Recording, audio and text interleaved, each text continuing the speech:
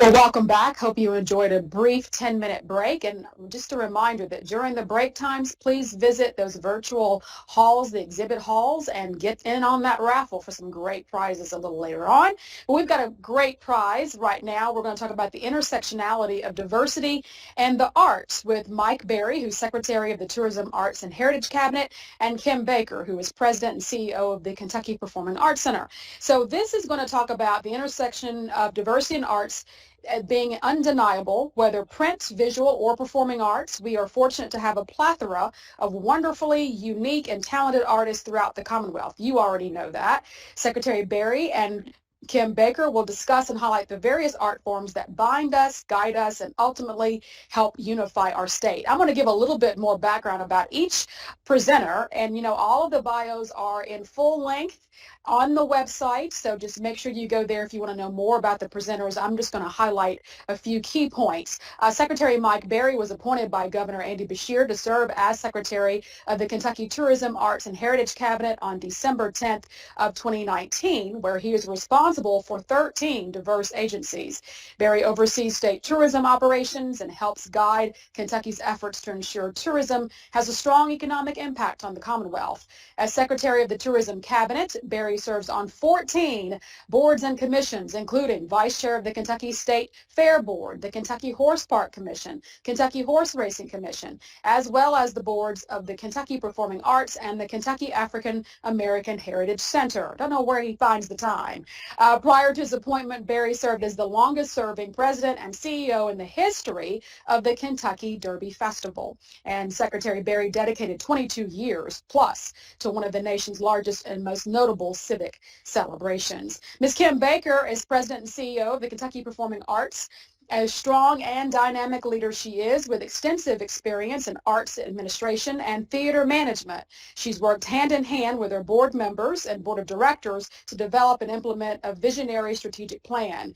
In addition to her work at KPA, Kim has held leadership positions with a variety of theaters and performing arts venues, including the Singletary Center for the Arts, the Iroquois Amphitheater, and the W.L. Lyons Brown Theater. So without further ado, I will turn the podium over to Secretary Berry. Thank you so much. And good morning, everybody. It is exciting to be here with you today. Almost as exciting as the day that I got the call from Secretary Weathers asking me if I would be on the program. So I'm thinking dramatic reading, interpretive dance, but it's even better because I get to talk about a topic, diversity in the arts, that is so important to Kentucky's culture and to our tourism efforts, serving not only our guests, but our citizens as well. Now, appealing to audiences at home, nationally and internationally, as a destination that is diverse and inclusive is an important part of our efforts to promote Kentucky. Diversity and inclusion are core values for Team Kentucky.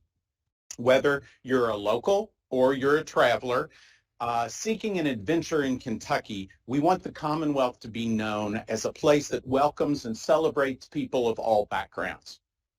Every day we are working to foster the unique and creative brand of Kentucky by supporting artists, artisans, and Kentuckians who represent our dynamic and diverse culture. The arts provide an outlet for us to tell the story of Kentucky and celebrate every Kentuckian, regardless of race, gender, or identity. Through the arts, we're able to educate Kentuckians about African American history and cultural contributions of Black Kentuckians. At the Kentucky Center for the African American Heritage in Louisville, we are committed to utilizing the arts to tell stories of Kentuckians like General Charles Young, who was the first African American appointed and promoted to colonel in the U.S. Army.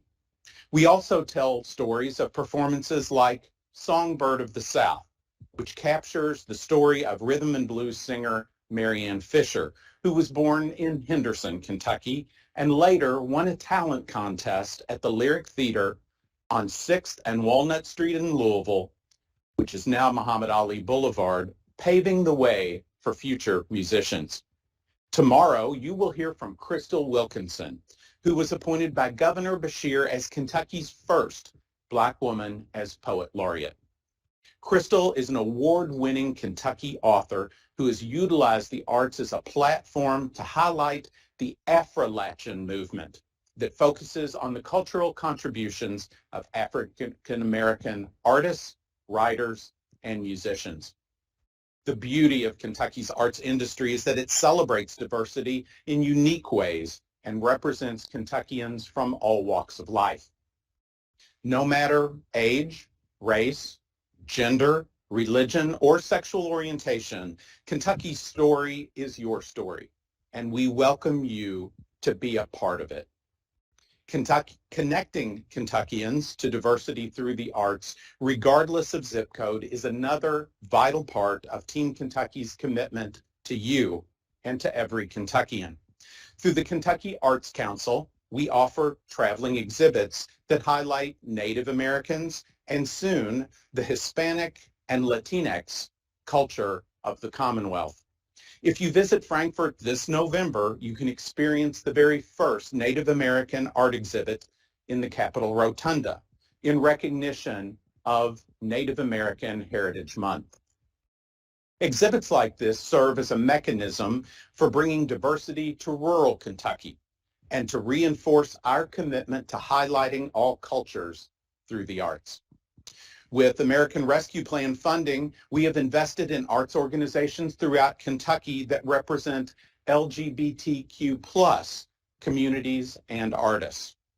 Now, arts is a common denominator that binds us together, and our goal is to ensure that the arts are reflective of every community and every Kentuckian throughout the Commonwealth.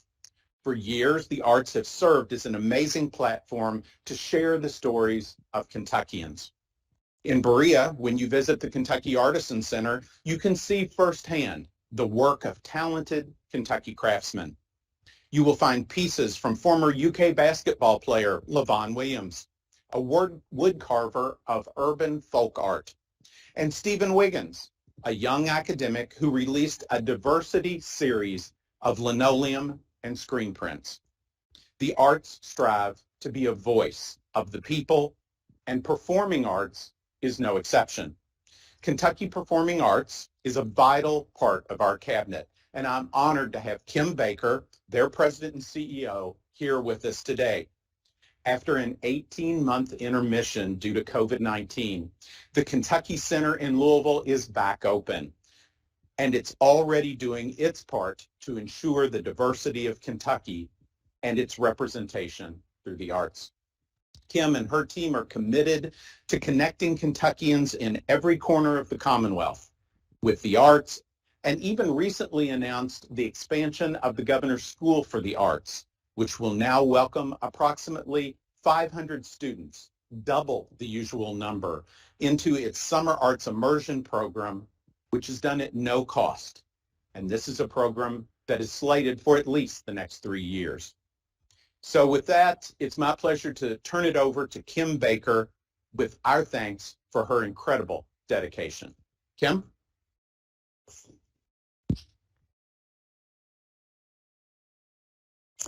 Thank you, Secretary Berry. I am so glad to be with you all here today. I have the honor of being the President and CEO of Kentucky Performing Arts, an agency of the Tourism, Arts, and Heritage Cabinet. And we are also a nonprofit devoted to building lifelong relationships with the arts. Under the KPA umbrella, which is the main cultural center, the Kentucky Center for the Performing Arts on Main Street in Louisville, with sister facilities, the historic Brown Theater, and the Old Foresters Paristown Hall in the Paristown neighborhood, serve the entire region. Although located in Louisville, we are not the Louisville Center for the Arts, but the Kentucky Center for the Arts. And when the building was constructed nearly 40 years ago, the Commonwealth demonstrated its commitment to the arts and culture by building this center, one of the first of its kind in the country. Although, since the beginning, diversity and access has been core to our work, we still have much work to do, but let me share how we have demonstrated this in the past. In fact, one of our first staff members, Mr. Ken Clay, held the title of Director of Cultural Diversity, and this emphasis on diversity began a tradition of presenting artists like the Dance Theater of Harlem, Alvin Ailey, and the koto drummers who came bursting onto our stages and into the lives of our community.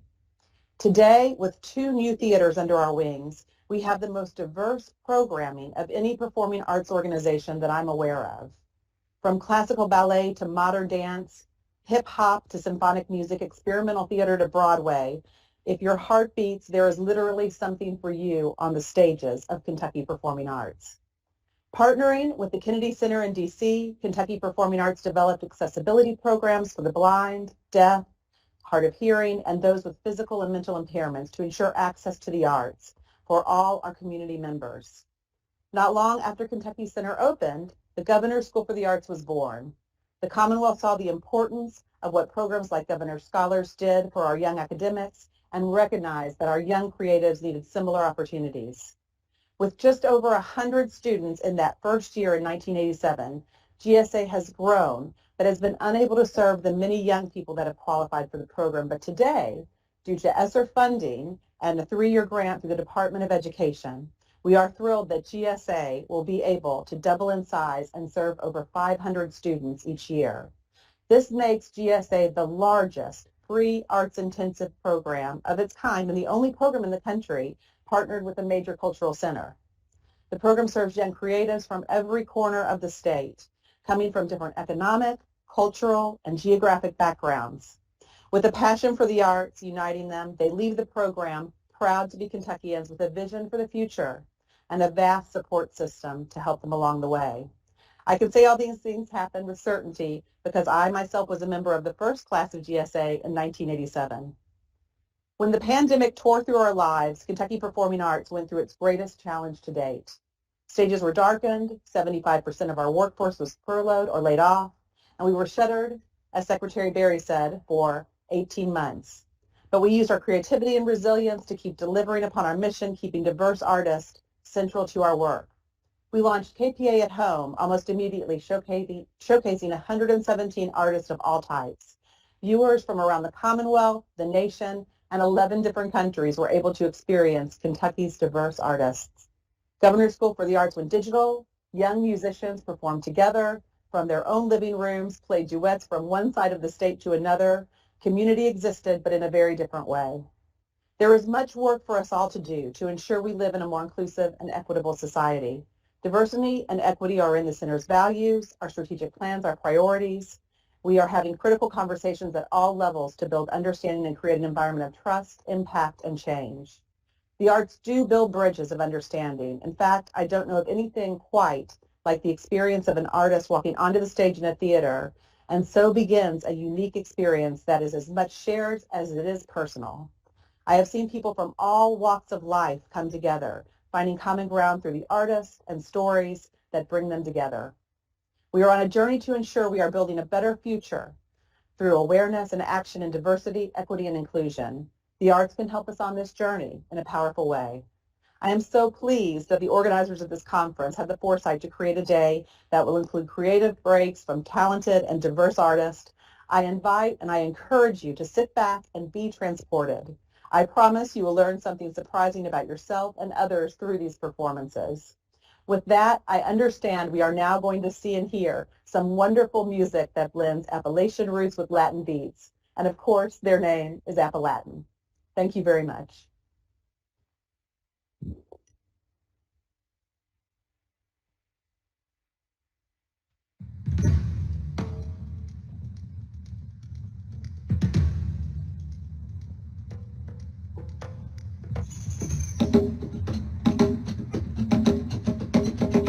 Good afternoon, ladies and gentlemen. We are Appalatin, a mix of Appalachia and Latin America. So happy to be here.